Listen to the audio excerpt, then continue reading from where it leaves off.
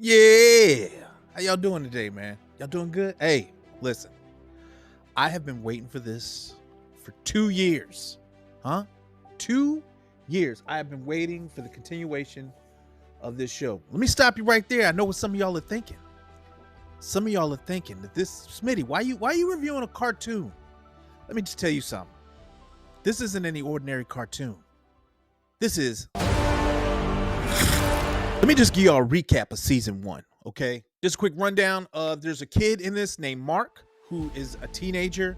His father his name is Omni Man. Basically, he is a superhero that protects this entire, or one of many superheroes that protect this entire city that they live in, right? But the other superheroes that are in this town protecting this city, they're more like mutants, right? They have powers, but they can't do what Omni Man can do. Omni Man is like Superman in this world. And he is waiting for his son to come of age to see if he has powers. Eventually, he gets superpowers. He gives himself the name Invincible, and we're off, right?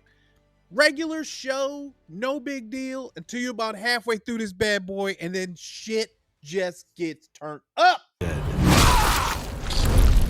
Dad?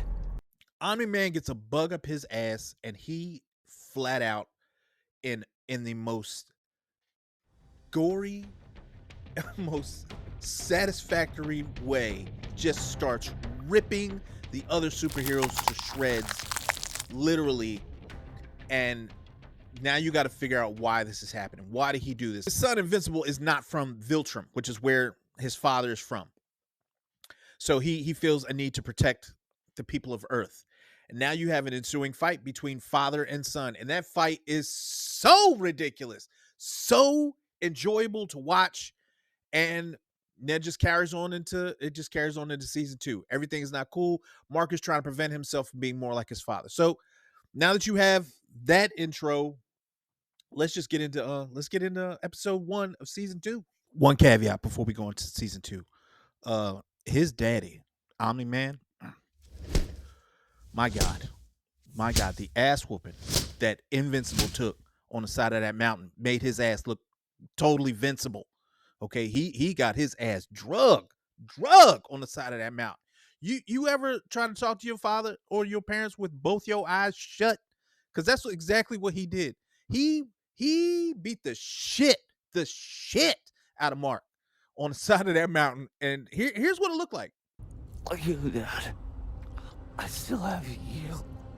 I don't care what we're going through as a family. If I ever get my ass whooped by someone who loved me bad enough where it looked like I was talking in my sleep because I got my ass whooped like that, we ain't got nothing else to talk about. If I live, we ain't got nothing else to talk about. I can't talk to you after this. So the first half of season 2, episode 1 deals with Mark. He's with his father, Omni-Man, or Invincible with his father, Omni-Man, and they're absolutely decimating everything. And now you're left trying to figure out what is happening. And then you see Eve, she looks different. She has more of a buzz cut. And then you see you find out that it's Invincible and his father from another dimension, and they are just absolutely causing havoc. I ain't gonna lie to you. All the other Marks and Omni-Man and the other dimension, they are disrespectful as fuck. Like I've never seen anyone just talk to people the way that they do. Like, look at this. Someday, you too will die. Sure. But you should have died at birth. I don't think that was called for. Like, I really don't. Like, he's already twisted and mangled. You know what I'm saying? And he's dying. You got to shit on him too? I don't know. This is taking too far, man. You're just taking too far. So the basic plot of this episode is that there's this gentleman. He brought all the hymns from every dimension, which does not seem like the smartest thing to do. Like, every you from every dimension in one place doesn't seem smart. Anyway, so he has the bright idea that he has found a way to end starvation, famine, disease, all this other stuff, because these different dimensions or different worlds have solved their problems. Like, maybe this one over here has figured out starvation. This one over here has figured out cancer. So he wants to bring them all together in a collective, basically, to get all of their intelligence together and put it all in one mind so he can end disaster anywhere. And a fight ensues between Invincible and the two brothers. And while this is happening, the machine explodes. Of course it does. Everything goes haywire, and the gentleman blames Invincible. If he could have just waited another few minutes, but that didn't happen. So everyone's pissed off. And now, since the machine has exploded and all the other scientists of this gentleman are dead and gone, he seems to have gotten an appendage on the back of his neck. Okay, I call him Brainback. I don't know if that's what his name is, but that's what he got going on. I ain't even gonna lie to you. If I had to walk around like this for the rest of my life because of Invincible, I'd probably be pissed at his ass too. I genuinely like the writing in these episodes. They are phenomenal, especially for like a cartoon.